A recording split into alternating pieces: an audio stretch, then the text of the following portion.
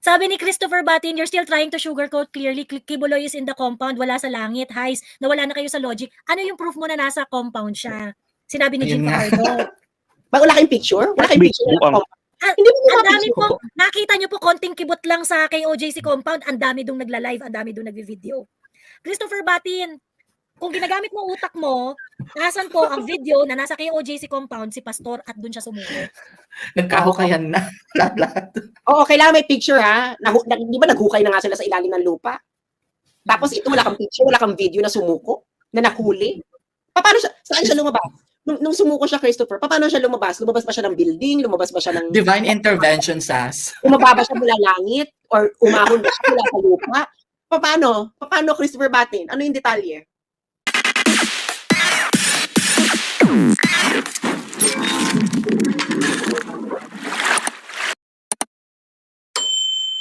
Oo. Teka lang eto si Danny Villaferte, you think this is a win? Kasi full force ang let's say kunwari totoo tong statement ni Danny Villaferte let's say, totoo na nandun yung military, wala din yung military, PNP lang yon, okay? Gibbs knows it leaves him no choice. He can only decide whether to let Torre arrest him or surrender. In this case, he doesn't want to give Torre the credits. Entiendes? Sabi niya. Okay. Ang tawag dito, Danny Villaferte, you think this is a win? Na because tinakot-takot niyo yung tao at sumuko siya dahil gumamit kayo ng sangkaterbang puwersa, is that the precedent that you want for future arrest? This is hostage taking. That is not an arrest. This is hostage taking. Ano yun? Look. Kung ikaw, Danny, ng rape, inakusahan kang rape. Okay? At ikaw, naniniwala kang sarili mong hindi mo ginawa yan. Tumakas ka. Okay? Tumakas ka. Hindi pa na tumakas, hindi ka sumusuko. Pag ang mga pulis nag-serve ng warrant sa bahay mo, at i-occupy ang bahay mo hanggang hindi ka sumusuko, tama ba yun? That is what is happening right now. Tama ba yun?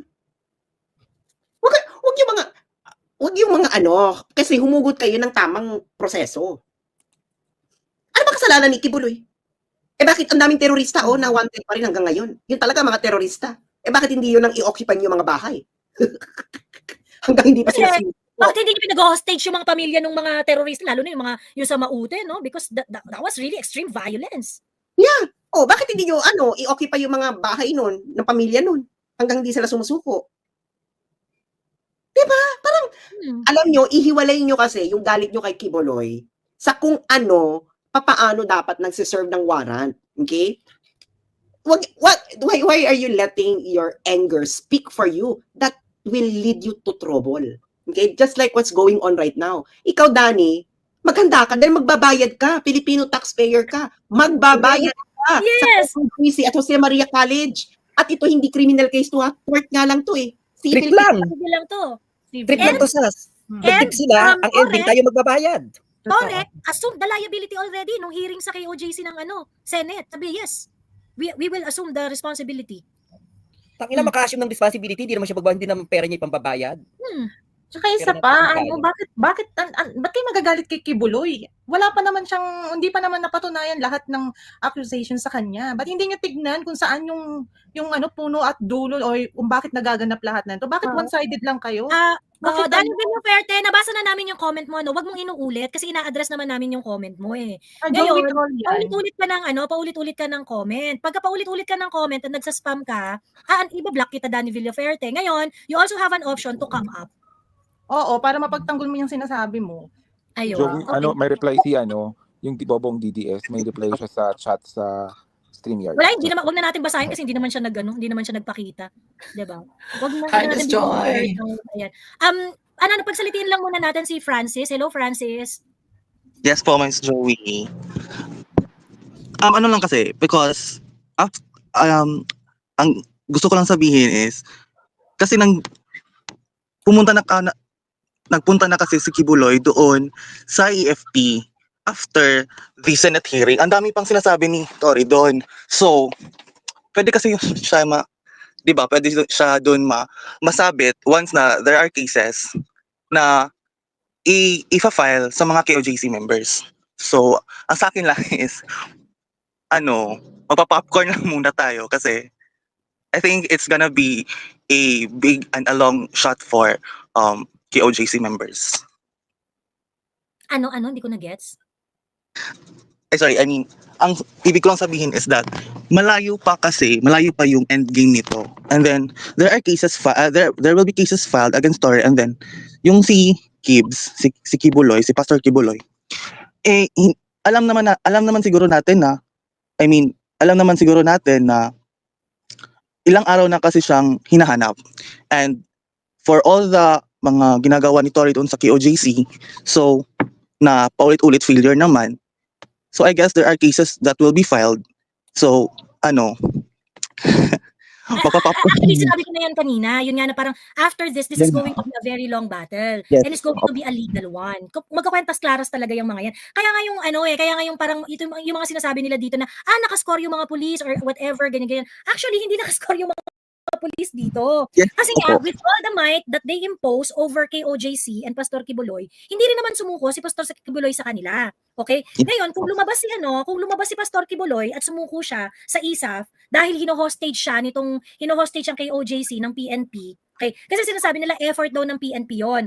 Kaya sumuko si Kibuloy kasi sobrang dami na, and it might be true na overwhelm na siguro si Pastor Kibuloy sa dami ng police force na nandun sa KOJC, hindi niya na ma-afford makita na yung KOJC ay gaganunin ng bonggang-bongga, so therefore, ninegotiate niya na yung kanyang pagsuko with the military. Ngayon, ang tanong dito, if that is the situation, do you think it is a win for you as a normal citizen, Danny Villaferte? Hindi kasi nag-iisip ka talaga Anong epekto nun sa'yo bilang individual? Bobo! Meron itong civil liabilities, as simple as that.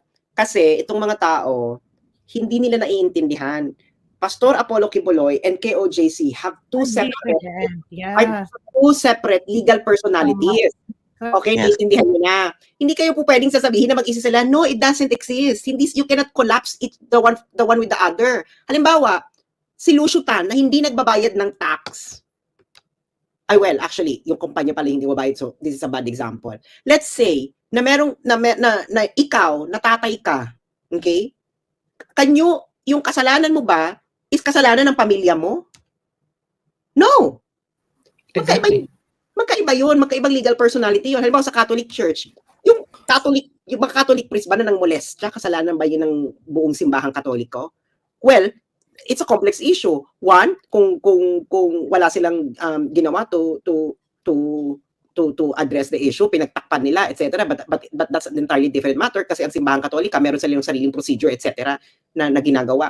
The thing is, these are two legal personalities. Ngayon, yung mga opinion na pinagsasasabi nyo dyan ay hindi ito nakaangkla sa mga proseso. Ang sinasabi ninyo ay nag-iimbento kayo ng proseso dahil galit kayo kay Kibuloy. That is as simple as that. No? But hindi ganyan. Wala na kayo sa sibilisasyon. Okay? You are no longer speaking within the realm of civilization. Yung nung nagtago si Ping Lacson, naging kasalanan ba ng pamilya niya yon? Alam ng pamilya niya kung nasan siya. Imposible hindi. Naging Hinostage yung pamilya niya? Hinostage ba yung pamilya niya? Nakita niyo ba si Gloria na hinostage? Inoccupy yung bahay ni Ping Lacson until sumuko siya? No! This is something different. No, at ang nakakaloka pa dito, kami dalawa ni Mami Laika, no, matagal na kaming buhay. My God, naalala niyo yung Kuratong Baleling case? Grabe yung pagtatang... Can you imagine, pinagtatanggol ng media yung Kuratong Baleling at ng CHR. At ang Kuratong Baleling. Oo nga, naalala ko yan. Naalala mo yun? Ako nung bata ako, hindi ko maintindihan yun. Bakit pinagtatanggol yung Kuratong Baleling? Di ba yun, hindi ko talaga maintindihan yun. Look at yung nung panahon ni PRD, yung sa Parohinog, sa Ozamis. Ilan ang pulis na dinala doon ni Espinido at ang kalaban nila is gang talaga at may mga armas. Yung nagbarilan talaga sila doon. Ilan? Did they bring 5,000?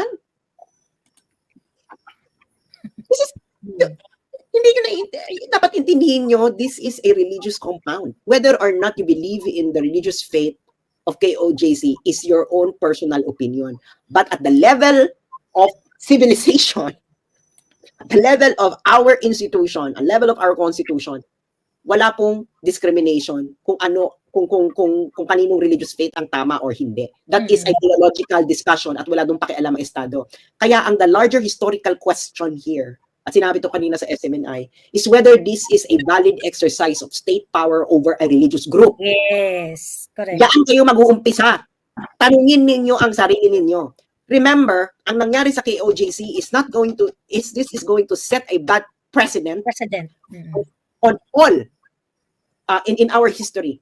It doesn't matter kung si Marcos ang gagawa. Can you imagine 3 presidents from now at merong religious group na magki-criticize at hindi simbahang Katolika or INC na ganun ka-powerful or a Muslim organization. Let's say it is your small pastoral church at nag-criticize kayo. They can file any case against your pastor. And then they can also do this to you and occupy your religious compound. Pagkatapos kayo ang sasabihin nyo lang, PNP 1, tapos 0. Di ba? Masyadong mababaw yung Masyadong elementary. Oo, yan, oo. Hindi ko Ano yan? na si Pastor, hindi ako ganun kaano kay Pastor Kibuloy. Kasi syempre, parang ano man kinalaman ko sa kanya. So, neutral lang ako. Pero yung ginagawa ng gobyerno ngayon, nagkataon lang na talagang nakakasuka. Lahat to politika eh. Kung babasahin mo mabuti, politika to eh. Even yung timing. May nag-trigger dyan bakit kailangan na nilang gawin yan ngayon. And then, ito naman si Kibuloy, tingin nyo ba, dahil na takot siya sa ultimatum, malamang sasabihin niya yan, idadahilan niya yan, kasi natakot ako sa ultimatum niyo, kung anong gawin niyo sa simbahan ko. Pero, galaw din ni Kibuloy. There is parang a higher motivation that drives him to parang ang dami na-expose na kabulukan, na-expose yung kung gaano kabangat tong admin na to, na walang kayang bumali ng batas. Nagsayang ng pera. Ina, magkano perang ginastos diyan kung kukwenta? Si yata yung nag-post kung nagkwenta siya ng sweldo ng mga pulis. Tapos kung ilang pulis yun nandiyan, pag kinumpute mo, ang laking pera noon, kung ginamit na lang sa project. Hindi lang naman yan, hindi, alam nilang wala si Kibuloy doon. Promise. Hindi, May like, something kaya nandun sila. mga yung word yun na cult, wala pong legal definition of cult. No, wala pong legal definition ng cult. Kasi, It's just a word. yeah, it's just a word. It's just your own personal Yeah. It's just a collective word. it's just a collective word. It's just what you use, no? Meron din political cult if you like, no? Meron din it doesn't have any standing in court. Ano yan? Ipuprove mo, ito po ay cult, kaya ito po ay kriminal. Wala pong ganoon. Invite natin si Danny ha. Danny, umakyat ka Danny. Sumuko, Francis, ibababa ko na kayo ha para meron tayong space ha. Okay. Kumbaga sa akin na-serve na ni Pastor yung kanyang role at kailangan niya ng sumuko. Yun ang nakikita ko Hi, dyan. Miss Joy. Ayan. Ako mabilis lang ha. Sige. Sige, teka. Bago ka patriotic, si Lizard muna. Sige. Happy Puri, meron ka bang gusto mong sabihin? Okay na ako, baba na ako. Sige. Okay, thank you. Si Lizard muna. Lizard, hello? Hello. Good morning. Good evening. Okay. Narinig ko? Yes po. Okay po. Kasi maulan. Yun lang, ang napansin ko dito, no, napakalaking ginastos ng gobyerno. More or less, yung comment kanina is 200 million daw eh. So, I don't think that babayaran yun ng tax ko. Just to prove their stupidity. Ganon. Walang nakuha, wala silang naaresto. Sumuko si Kibuloy, hindi siya naaresto. So, babayaran natin yung damages and the 200 million spent for that operation. I don't think so. I think we need to file or make a motion on this one. I think through a signature campaign na hindi natin babayaran yun kasi this is totally idiocy ang pinagagawa nila eh. And isa pa ang mga damages na sisingilin ng DOGC kasi nag-promise si Torre na babayaran daw ng PNP. Saan kukunin yun? Sa tax natin. Pero palpak mo ng banker sila nakita. I don't think so. So yun lang po. At ngayon, you said earlier na yung if we're not gonna talk about this will be like a deadly precedent in the future kasi kapag hinayaan natin to walang mag-criticize, it will be the new normal operational procedure of the police. And I don't think we can allow this anymore. Isa pa, nakita ko kanina may comment ang mga kakamping kasi si Duterte daw nagbigay ng ultimatum sa mga drug addicts at pusher. Tapos doon nakita ko na bakit daw hindi daw maaaring mag-ultimatum ang pulis kay Kibuloy. I think Duterte just nag-ultimatum daw si Duterte before sa mga drug pusher or drug addicts na sumuko or they will be met with the force of law. So, Okay. parang ganun. So parang I think naghanap sila ng parallelism Oo. doon sa ultimatum ni PRRD at saka sa ultimatum ng PNP ngayon. Huge Ang layo. difference. Ang layo. Exactly. Hindi siya the Napakalayo. same. Hindi siya same. Okay, bakit siya hindi parehas? Okay? Ang sinasabi ni PRRD, pag hindi kayo sumuko, okay, you're going to met the full force of the law. So ibig sabihin, magkakahulihan tayo dito, tutugisin namin kayo, hahanapin namin kayong mga addictus benedictus kayo at ikukulong namin kayo. That's the process. And they're not going to be kind. Okay? They're not going to parang give you, hindi sige, hindi sila lalembot-lembot sa inyo in enforcing the law. Okay? May batas doon, may procedure yun at ifa-follow nila na sobrang tindi yun. So walang pakipakiusap or whatnot, Mali. ganyan. Pero pag sumuko ka, then you would be able to, merong mga sa'yo. Mali ang analogy nila. Mali ang analogy nila. Kasi yung ultimatum ko noon na sinabi ni PRD sa mga addictus benedictus, hindi naman niya sinabi na pag hindi kayo sumuko, i-occupy namin ang mga bahay ninyo. Correct. Or huli namin yung tatay ninyo. I love it. Di ba sinabi? At i-excavate namin yung mga bahay ninyo. Oh, Ako sa Baka may drugs. Yan Ang ako sinabi doon ni Duterte is full force of law. Hindi siya nagsabi na i-occupy namin yung property mo. yes, exactly. Tegi namin yung nanay ninyo. Di ba? Oo, yan ako. Look at mga kamping. Huhulihin namin yung girlfriend ninyo or huhulihin namin. Kasi, Alam mo naman, Ang salo ng- remember noon, Napakabobo ng mga kakamping sa totoo lang. Kaya nga Lalo na, Kasingit Kaya ang nga sandali, sila first pala, election. kasingit sandali. Remember noon si Lenny nung pumunta sa abroad tapos nagtatalak, ang sabi niya meron daw palit ulo si Duterte sa mga adik na kapag hindi ka sumuko, huhulihin yung nanay at tatay mo. Parang gano'n or kapatid mo, palit ulo. Yan yung ginagawa ngayon. Yan yung ginawa ngayon ng gobyerno. Hindi, wala namang ganun sinabi si Lenny. Wala namang ganun sinabi si Lenny. Iba yung palit ulo na concept ni Lenny. To be fair kay Lenny, hindi yun ang sinabi ni Lenny. Pero palit ulo is ganun, Sas. Huhulihin Iba yung yung- anak mo or someone para sumuko ka. Pero iba yung palit ulo na sinabi ni Lenny. So, parang sa mga kakamping, yun yung pinaglalaban nyo noon, di ba? Bakit ngayon, ito, hindi nyo magets? Yung palit simbahan. nakipagkantutan na sila sa gobyerno. Ganon. Ang nangyari Kaya po, nag-iba. ang nangyari po ngayon is, i-compare nyo lang ito kung sinabi ni Duterte noon na kung hindi ka sumuko, i-occupy namin ang bahay ninyo or i-occupy namin yung school mo, i-occupy namin tong labo. My God. Napakalabo nung comparison ninyo. Ibig sabihin, you're gasping on straw. Ngayon, Christopher Batin, gusto mong umakyat? Gusto mong umakyat, Christopher Batin? ayan kasi yung pinapalabas ngayon ni Jean Fajardo. Mali nga yan. Mali yan. Si Kibuloy, sigurado ka ba kung nasaan si Kibuloy? Baka malay mo, hawak ko ng mga militar, bago pa sumuko. Hindi kasi magsasalitang AFP, no? Kasi hindi sila katulad ng PNP ngayon, gusto ng limelight, no? Gusto parati ng limelight. Exactly. Ayun. Hindi kayo secretary. Nakita mo ba yung itsura ni Kibuloy? Si Kibuloy ay nangingiti. Si Kibuloy ay Sunkist. very Maging kaligatan na. naging mangging kaligatan na ang kulay na Kibuloy. Alam mo kung gaano kaputi si Kibuloy? Nakita kasi parating nasa aircon yan no? Kita mo ba? So nasa arawan siya, malamang baka nasa sikatan ng araw, nasa bundok or Baka nasa whatever. farm ni Alice Go. Baka doon Yes. siya sa farm.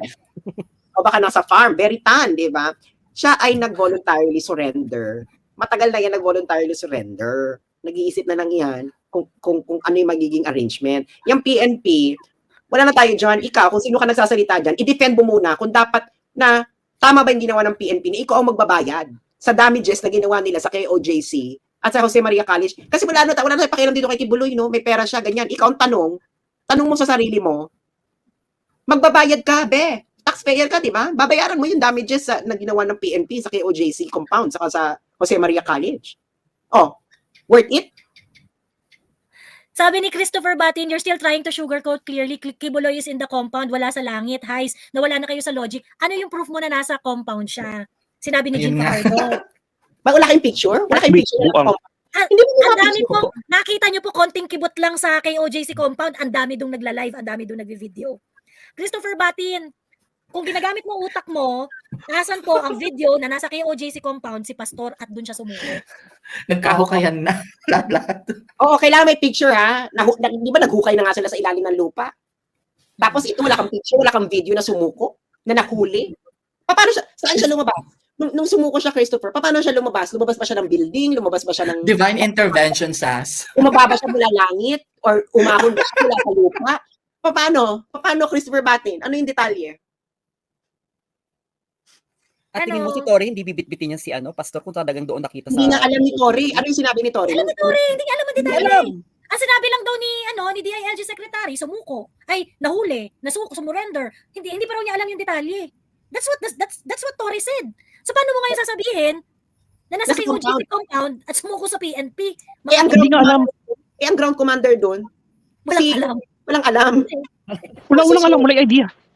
Wala Tingin mo so, sa lahat ng effort na ginawa ni Tori, papayag siya na nandun pala si pastor, tapos susuko, hindi niya bibitbitin at hindi niya ipapangalandakan na nahuli niya si pastor or sumuko sa kanya si pastor.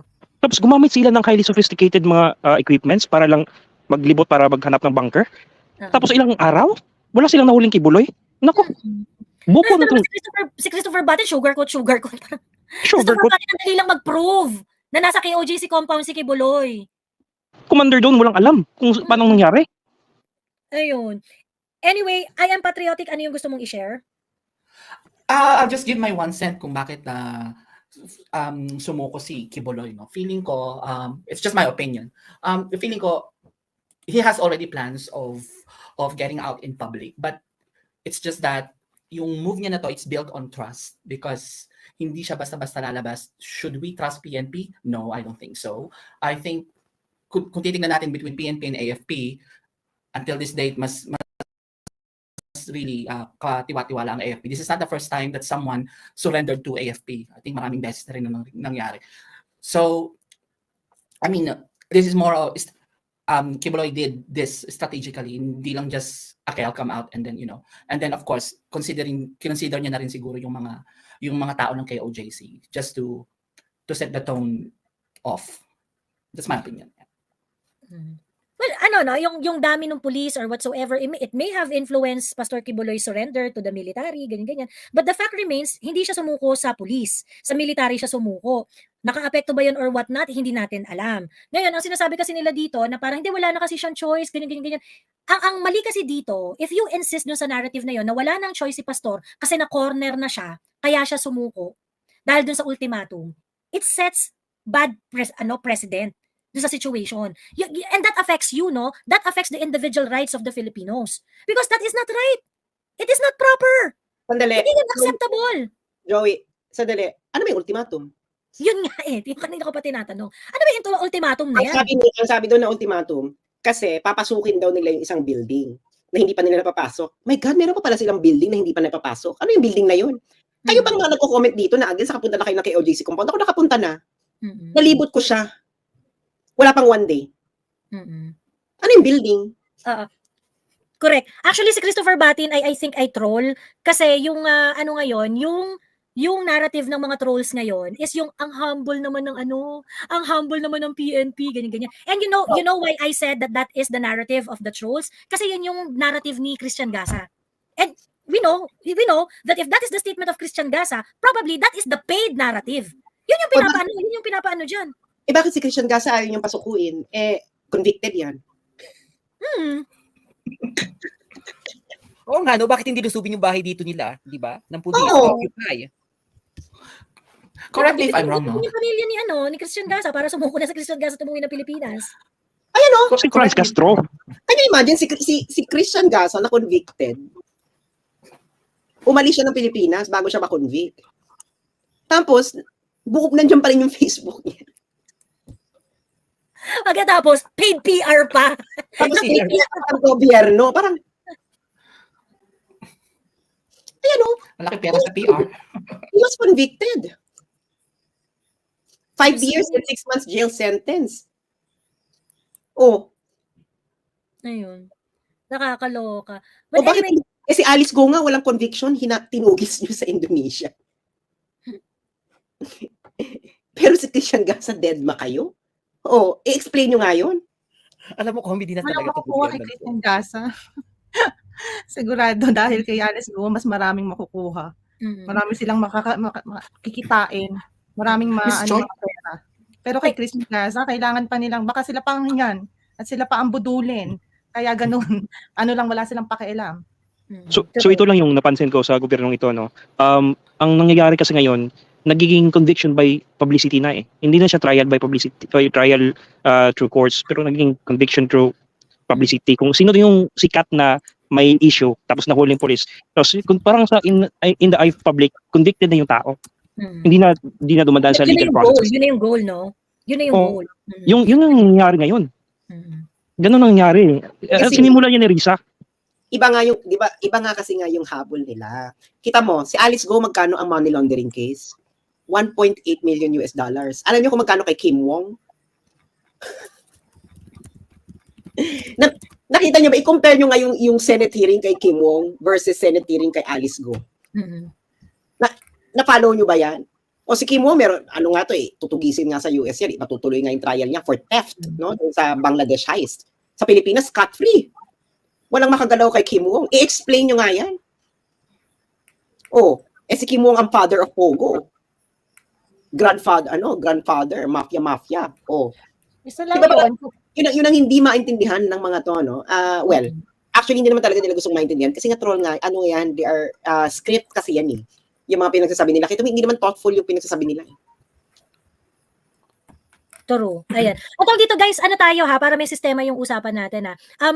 I am patriotic, meron ko pang gustong idagdag, tapos para makapag-add rin tayo sa stage. Buhay Makabayan, next ka, ano yung gusto mong i-share? Wait lang. I am patriotic, may tatagdag ka pa ba? Bago tayo pumunta kay Buhay. Wala naman. I just wanted to recall, to refresh my memory. Si Arab ba, did he surrender to AFP? Correct me if I'm wrong, when he stepped down from his presidency. Si Erap? Yes. Hindi, umalis na lang siya. Sumakay siya ng barko, yung boat. Paalis na pala. Okay. Yun lang. Okay. I'm going down. Thank you. Oo. Hindi naman siya sa AFP. Nag-step down lang siya. Hindi siya umano. Pero later on, nang sinabi niya, nag-resign siya.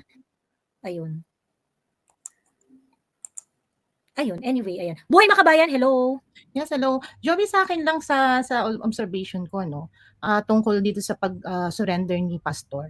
Sa nakikita ko, yes, true, baka talagang matagal niya na rin yung pinaplano, no? Nag-test lang siya ng water kung ano yung feedback sa Senate, katulad ng mga, because after ng committee session, tsaka lang to, nakita niya kung gaano talaga ka-powerful yung administration. Kasi, ultimo yung mga senador, yung nakabalance sila, no? Nakabalance sila na kahit na alam nila harap-harapan na kasinungalingan, tratong hindi ko na alam yung salita dun sa batas pambababoy. Siguro yun na rin yung naging niya para gawin ito na i-surrender dahil na siguro din na hindi pa niya gustong mahirapan lahat, lalo na yung mahal niya sa buhay, which is yung KOG members, pati yung mga nagtitiwala dun sa batas. Kasi kung magpapatuloy ito, ang mahihirapan naman hindi siya yung taong bayan Pinuputol lang niya dito yung mas malala pang mangyayari. Yun yung nakikita ko. I think mananalo, hindi yun yung masisave pa. May konting isisave pa ang taong bayan para isipin kung ano yung nangyayari talaga. Kasi siguro kahit siguro 30% pang puro naniniwala pa rin dahil sa pera, no? Pero pinakita ni Pastor kung hindi takot. Ang gusto lang niya ipaabot sa lahat ng tao siguro dito sa pag-surrender niya, pero tinake advantage pa rin ng PNP, is yung malinawan lahat tayo, lalo na yung mga mamamayan na hindi naniniwala, na ang batas, kahit simpleng taong katulad niya na hindi pinakikinggan, haharapin niya yan sa tamang panahon. At sinabi din ni President Duterte na in the right time. Siguro hindi niya na talaga kayang absorbin pa na pag nagpatuloy, bas lalala pa yung batas na abusuhin ng mismong mga tao sa gobyerno. So I think this is win kay Pastor kasi hindi na niya iniisip yung sarili niya. Sa lahat ng message niya, ang sinabi niya, considered na patay na siya. Pero siguro sa last na ginagawa sa kanya to, parang ipinakita niya lang na mamamayang Pilipino, ito yung dapat na gawin sa ganitong pang-aabuso ng mga taong hindi dapat nandyan sa gobyerno. Yun lang yung sa akin. Kasi talagang inano ko to Well, as I told you, we are watching a high-level political Yes, correct. game. I think din Sas, no? Kasi nakikinggan kita, talagang tinutukan ko tong KOG, no? KOJC. Tapos, talagang sabi ko sa sarili ko, umpisa lang to. Hindi ako naniniwala at confident ako na ito ay isang kasangkapan lang. Ito ay parang start-up na pinapakita ng talagang magagaling na mga political na lalaban sa maling gobyerno na ito lang yung gagawin nila. Kumbaga player si Marcos matalino siya Pinag-aralan niya tong ginagawa niya. Romualdez, pinapag-aralan nila yan sa daming pera nila. Alam nila yung nangyayari. Pero ang hindi nila alam kung gaano kalakas yung kalaban nila. Kasi hindi ko na sasabihin si BP Sara, hindi ko na rin sasabihin si President Duterte.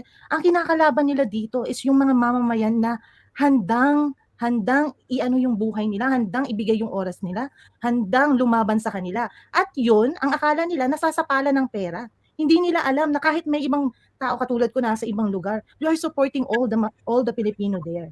Na kahit na anong gawin ni Marcos right now, actually talagang disappointed talaga ako sa kanya, no? Because my father was a general, he is a right hand of Marcos actually. Is a retired colonel of Camp Crame.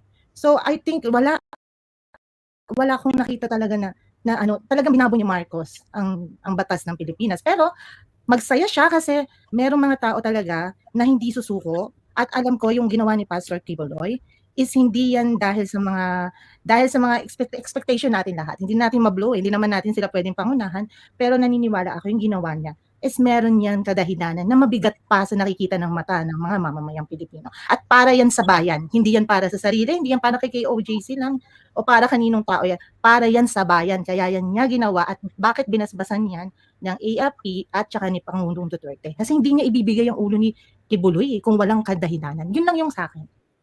Wait, Dito. grabe si Tori, sarcastic sabihin ng San August Pacquiao, ang name ng Christians before is Little Christ, bago tinawag na Christian.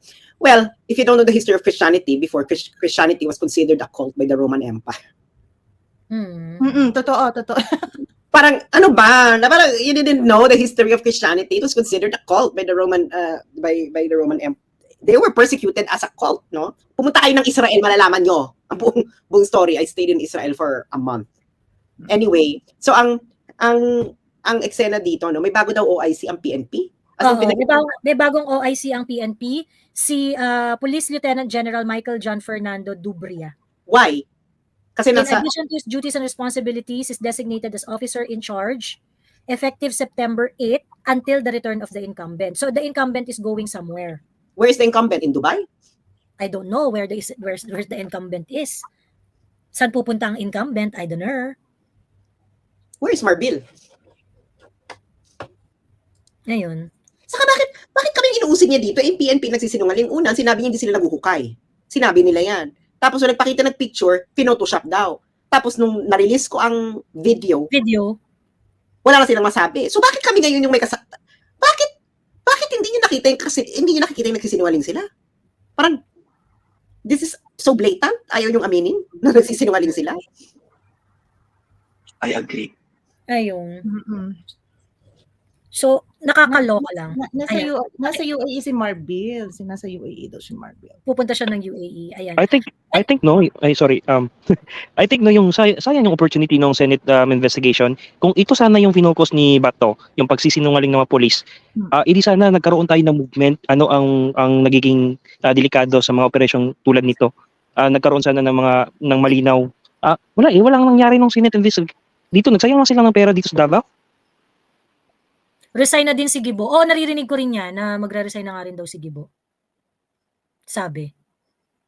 Wala, lumalabas na kasi lahat ng lahat ng katarantaduhan na ginawa nila. Actually, ginamit lang talagang KOJC para mabigyan ng linaw lahat. Imagine si PRRD, never yan na hindi nagsalita pag mali. Never yan tumahimik kung alam niyang mali. Talagang magtatatlak yan. Pero he knows more than kung ano yung iniisip natin. Kaya we really admire him. Dahil alam niya, dahil actually magaling sa strategy, no? So yun yung pattern niya na alam niya kung saan na yan pupunta. At kung malala yan, may solusyon na rin siya agad. Hindi yan tatahimik basta-basta yung si President Duterte kung talagang ang mamamayang Pilipino ay malulumo sa sakit ng ginagawa ng gobyerno. So I think yun yung pinaka-point ni PRR dito. Kasi alam natin yan. Maliit na bagay nga lang, nasapak ka lang ng mali sa daan or na ano ka lang. Talagang yan, pupuntahan ka niyan. Hindi siya pumunta sa kay OJC. Hindi ako naniniwala dahil na takot siya sa ICC. Hindi ganoon. So malaking bagay ang kinukonsider ng Pangulong Duterte kaya hindi siya gumagalaw base na nakikita ng mata ng mamamayan. Pero alam niyo yan. Okay. Buhay Makabayan, meron ka pang gustong i-share at saka Lisa? Wala na, salamat Joey for include me here. Salamat. Thank you po Okay, sa okay. mga Sige po. mamamayan. Ayan. Para mabigyan natin ng daan yung iba na makapagsalita din. Sige, thank you, Buhay. Yun lang po. Thank you sa opportunity to share the platform. Thank you, Lizard. Ayan. Hello, Jake Vincent. Hello, Jake. Hello, Jake. Jake Vincent, hello. Hello po. Ayan, Jake Vincent, meron kang gustong i-share? Well, hello, Miss Joy. Hello, Miss As. Thank you for the opportunity. Hello po. Yeah, go. Anong gusto mong i-share? Well, matagal na po ako naghihintay kanina pero time na para magsimba. I have to leave na. Salamat na lang po. Okay. Next time na lang po, Miss Joy and Miss As. Okay. Nag- Sige, ano, Miss thank As, you. Okay, yeah. ingat sa simba. Minsan nag-ano lang ako. Madalas nanonood sa inyo pero hindi ako makapag-comment directly sa service po ako dito. Nasa service po kayo. Yes po, hindi pa po makapag-openly argue. Okay, kaya Next time naman. na lang po siguro pag out na ako sa service. 2 years na lang. Sige, 2 years na lang. Ayan. Ibulong mo na lang sa amin sa private. Ibulong mo na lang sa amin. Miss As, Oo, nag-aaral po ako ng international study afterwards. Ibulong mo na lang sa amin, sir. Next time po, sige po. Sige po, next time. Ibulong niyo na lang sa amin sa private Sige po, chat. next time po. Next time. Sige po, baguhan. Okay, sige. Thank Salamat you, Jake Vincent. Okay. Sige po. Ayan. Hello, Middle Earth. Ay, hello po. Hello, good evening. Ayan, Good evening. go. Good- It's your time to shine. Good morning pala. Good morning. Mm-mm. Good morning na dyan. Anyway, ayun, ito, masasabi ko lang is, itong recent development sa pag-surrender, voluntary surrender ni Pastor Apollo Kibuloy is, nag-create ito ng, kung isa-sum up natin, very bad precedents kasi wala naman talaga palang hindi totoo yung paghuhukay nila doon at temporarily pag-occupy sa KOJC at ang daming nasayang na resources, ang daming apektado na private individuals sa KOJC member at may namatay pa. So this creates a very very bad precedent sa paraan ng pagpapatupad ng ng batas. Sa panahon ni Pangulong Duterte is may pangilang batas pero makikita mo yung kagandahan nito, yung pagiging mabuti ng pagkakaroon ng pangilang batas. Ngayon, sa nangyari, nagkaroon ng very bad precedents dahil ang pangilang batas may sungay at may buntot pa. So yun yung yung pagkakaroon ng difference nung pagpapatupad ng pangilang batas ngayon at noon. Okay? At ang masaklap pa nito baka magamit sa magkaroon ng spin yung storya, magamit sa maling paraan at pakinabangan ng mga taong may vested interest, ipoliticize, gamitin halimbawa, di ba, nariringgan natin na tatakbo sa pagka-senator si Abalos. So baka pwedeng gamitin yung accomplishment dito, sabihin ay naging accomplishment, pinapalabas na nga nila, sinisimulan na nilang spin yung story na joint accomplishment ng Armed Forces at saka PNP. Yun yung pinapalabas nila kaya ayaw magsalita muna yung spokesperson kasi gagamitin nila to for sure as accomplishment niya at magagamit ito sa pagtakbo niya sa pagiging senador. Another thing is yung pagkakaroon ng bad precedents ng pag-surrender is tawag dito Ay, sorry. ayun, ang very napakasaklap kasi ang mga tao ngayon is nanonood naman, magkakaroon ng bad stigma sa batas natin na pwede palang gano'n na mangyari. Kayang-kaya nga sa isang napaka-impluwensyang tao, how much more sa mga simpleng individual. Baka po pwede rin gamitin yan as pattern ng mga pulis. Alam niyo naman, may mga pulis calawags. Baka pwedeng ganun din ang gawin sa mga private individuals. So nakakatakot na na precedents ito.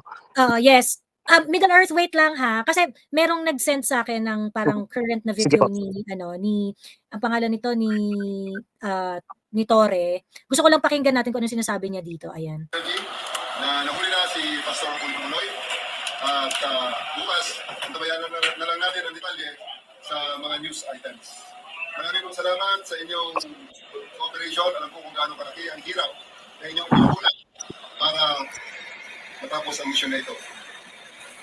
See you again in the future for other jobs and missions. Nag-a-announce siya sa mga pulis sa PR, sa Proc 11. Announcement sa Proc 11. Please just in your areas on all units. who may want to go home immediately and has the logistics, you can do so immediately. R6, pakainin rin natin, papauna natin ang pagkain ng ating mga kasamahan para sa kanilang pag-travel ay hindi sila makatulog. Once again, maraming salamat.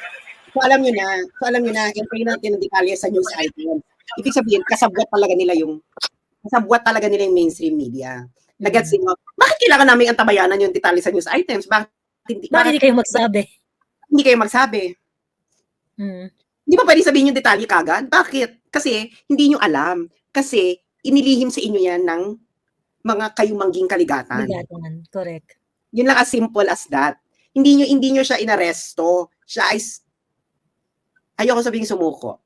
Siya ay sumuko, quote unquote. Pwede rin under the protection of anyway. Hindi siya sumuko sa inyo. Ang tunay na nangyari dyan, nag-convoy papunta ng hangar para maisakay ng C1. Ano ba itong C-130. Ng C-130. Kaya hindi nyo alam. Kasi hindi nyo operation yan. Operation yan ng ISAF. Correct. Malayo. Ano yung pagmamalaki mo? Operation ng ISAF. Malayo. Ang ISAF po ay hindi po to under ng AFP. Hindi rin po siya under ng DILG. At sumuko po si Pastor Kibuloy sa ISAF. Credit grabber.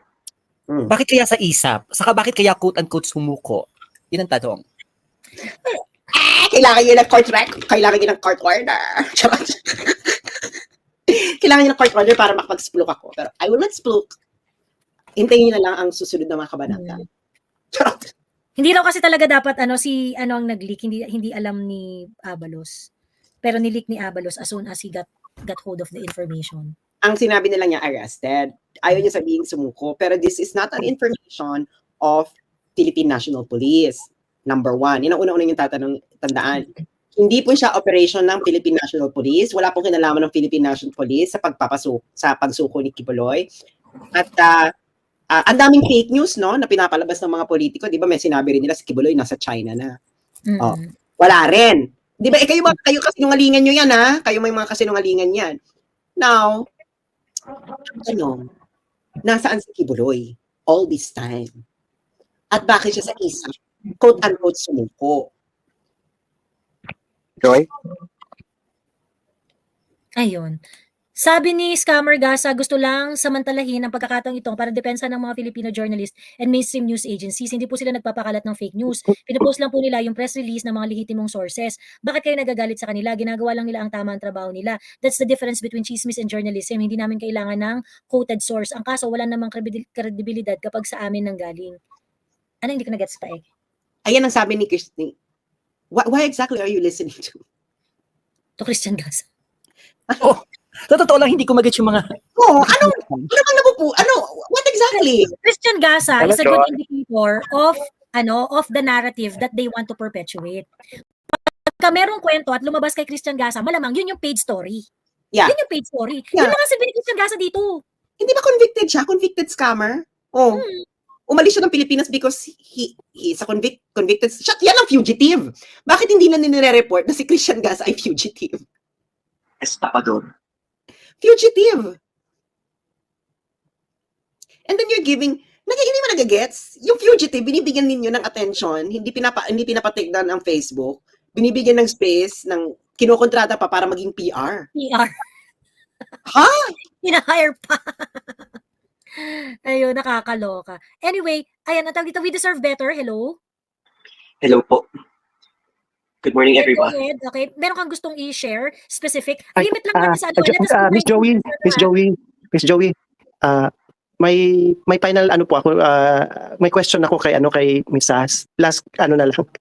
Sige. Let us be mindful sa iba ring mga gustong magsalita. Okay po. Sige po. Sige. Para magkaroon din ng pagkakataon yung isa na makapag-share. Opo. Tanong ko lang ito kasi since si Miss Sash yung nag-open up ng minds ng mga followers niya at saka yung mga Pilipinong during Duterte's time, and nag-aral siya, makukonsider nating expert naman siya sa foreign relations, and she's always emphasized about compromise, win-win situation, yung about foreign relations. ito na lang tanong ko kasi nakakapagod itong napaka-mind-boggling, napaka-mind draining yung situation ngayon sa Pilipinas. Ano ba dapat ang tamang approach na gawin natin para ay, alam naman natin hindi tayo mananalo sa bangag na government na to. Ano ba dapat ang tamang gawin natin para hindi na tayo masyadong stress? Well,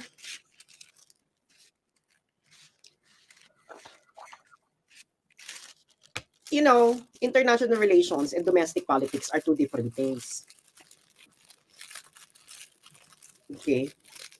Sa international relations, diplomacy talaga dyan ang currency. Wala na yung ibang option. The other option is you go to war and then sa domestic, again, uulitin ko to, you have to be so selfless in order to really want real change in the country. Ano ibig sabihin yan? Na you have to accept in your life that the change that you are fighting for, you will not experience it yourself.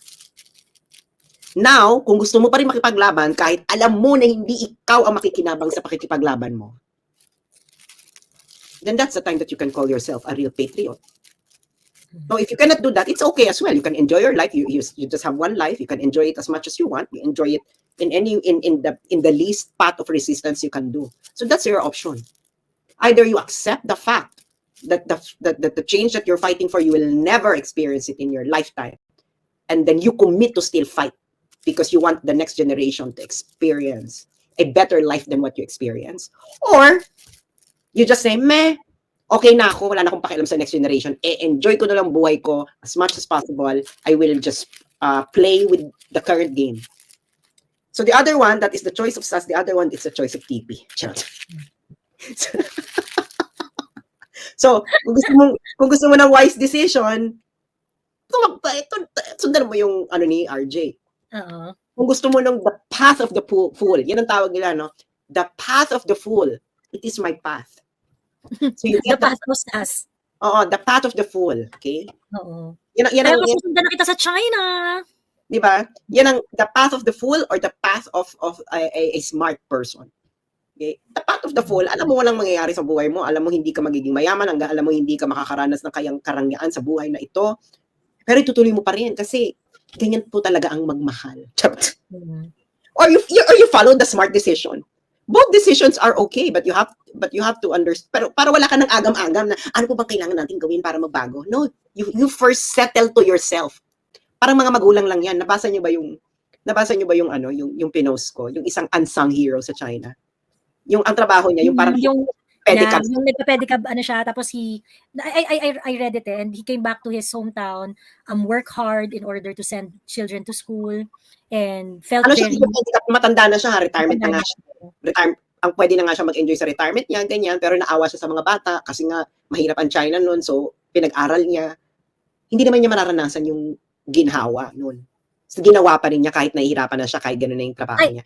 So you first have to stay commit. You stay away from social media, think about mag-isa ka na lang at alamin mo sa sarili mo kung ano ba yung gusto mong gawin and then stay committed to it. Okay, ano yan? Si Attorney Torion, meron siyang post na bago. 1 minute, kaka-post pa lang niya. So sabi niya, this is to inform the Filipino people that Pastor Apollo C. Quiboloy decided to surrender to the PNP-AFP. Bakit PNP-AFP? Because he does not want the lawless violence to continue to happen in the KOJC compound. And he could not bear to witness a second longer the suffering that his flock was experiencing for many days. Pastor Apollo C. Quiboloy was actually waiting for positive result vis-a-vis legal remedies that his lawyers opted to avail. Hence, he was out of reach for a number of days. However, heart-wrenching and mind-boggling events transpired where a warrant of arrest has been turned into a license to convert his beloved KOJC compound into a police garrison, the sacred KOJC cathedral being desecrated, the JMC school turned into mining pit. His followers are recipients of brutalities, one of whom even died. Scores injured, many got arbitrarily arrested, vehicles unilaterally confiscated, all of which caused Pastor Apollo Quiboloy heart to bleed.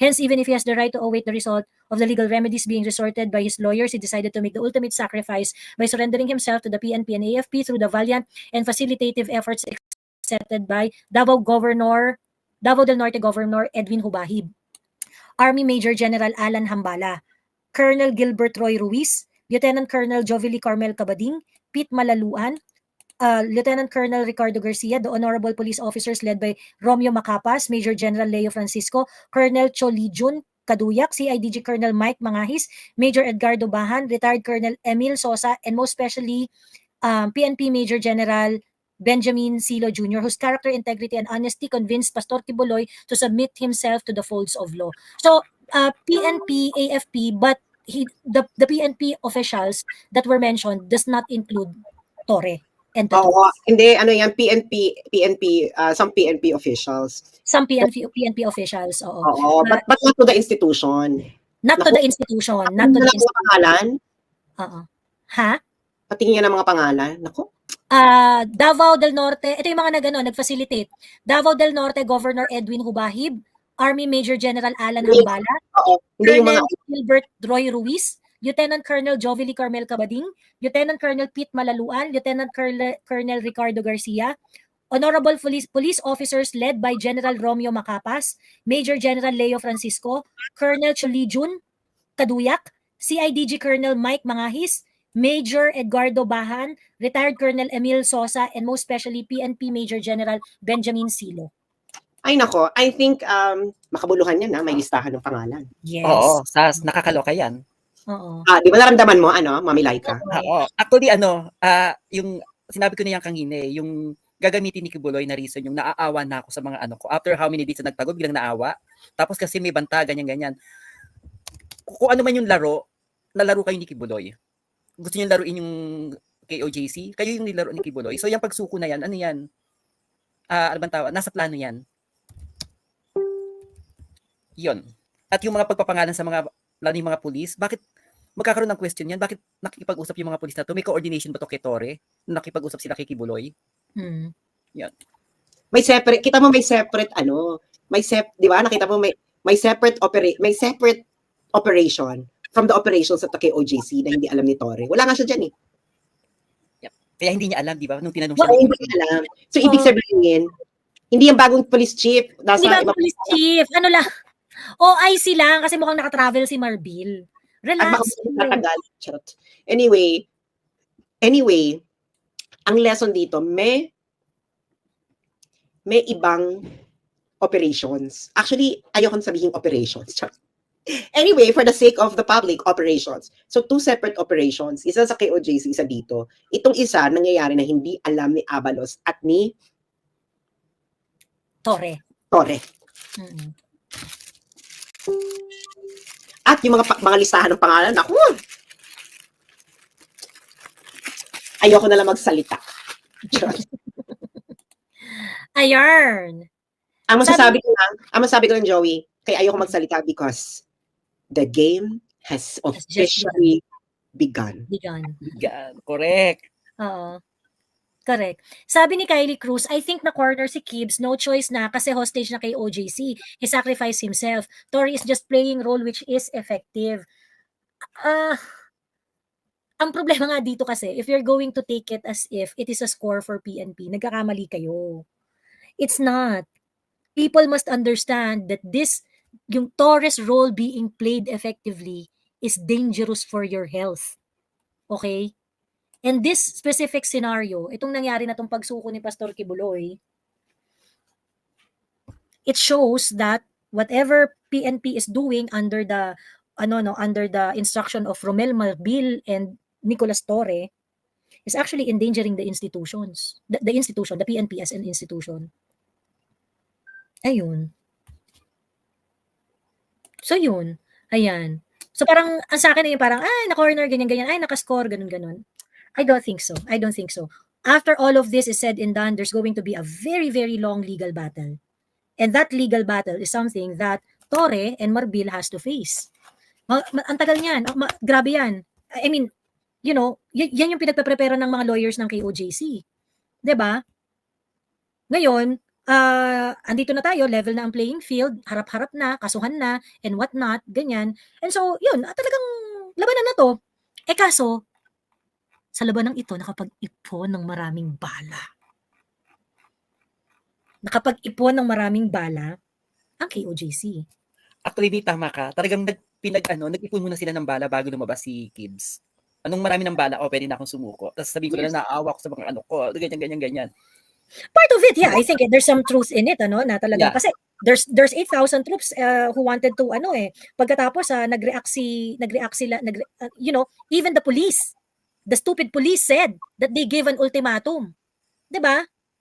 Correct. Ultimatum for what? Is that even legal? Is that even 'di ba? So ang tawag dito yung mga ang nakakatawa lang dito, yung mga tao who are celebrating because nakascore ang PNP Diyos ko po, hindi po nakascore ang PNP. Diyos ko po, nilagay ng PNP sa alanganin ng mga buhay ninyo at ang mga buhay ng mga susunod na henerasyon dahil sa ganyang ginawa nilang napakadelikado. Paano nakascore ang PNP? 16 days silang nandyan. 16 days silang nandyan pagkatapos blindsided sila. Oo. Paano na-score? Paano nakascore? 16 days silang nandyan, naghukay, nagganyan, meron pang pa-heartbeat, tapos sila yung may score? Bakla, walang armas. Wala ang armas yung sumuko. 3,000 kayo para huliin ng isang walang armas? Hindi ba nakakahiya yan? Actually, nakakalungkot nga Tanungin ninyo yung mga totoong pulis. Sa tingin nyo ba may maglilik? May maglilik sa akin ng video na pulis sa loob? Kung natutuwa sila sa nangyayari? Tanungin nyo nga yung mga sarili nyo ganyan.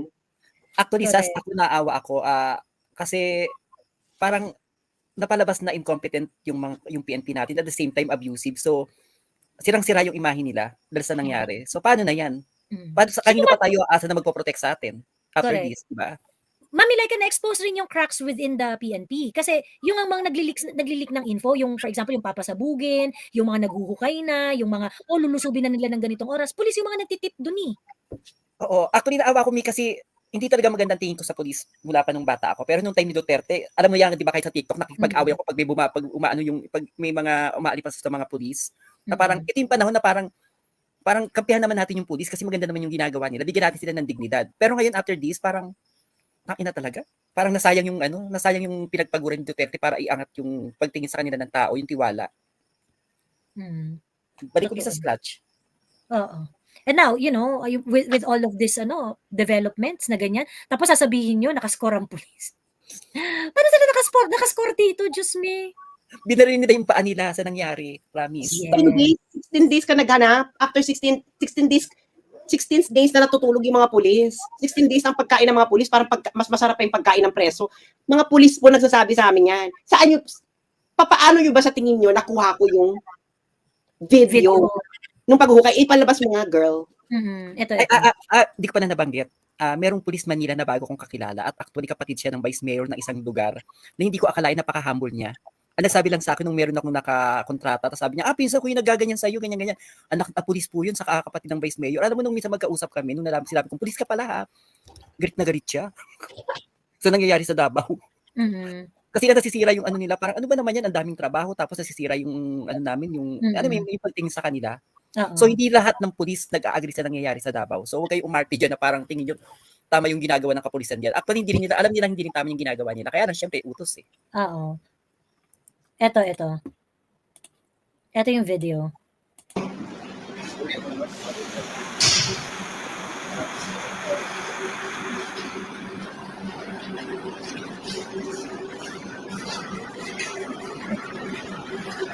Ano posibleng sibilito? Sige nga. Ipaliwanag yung mga nag-aaral nito.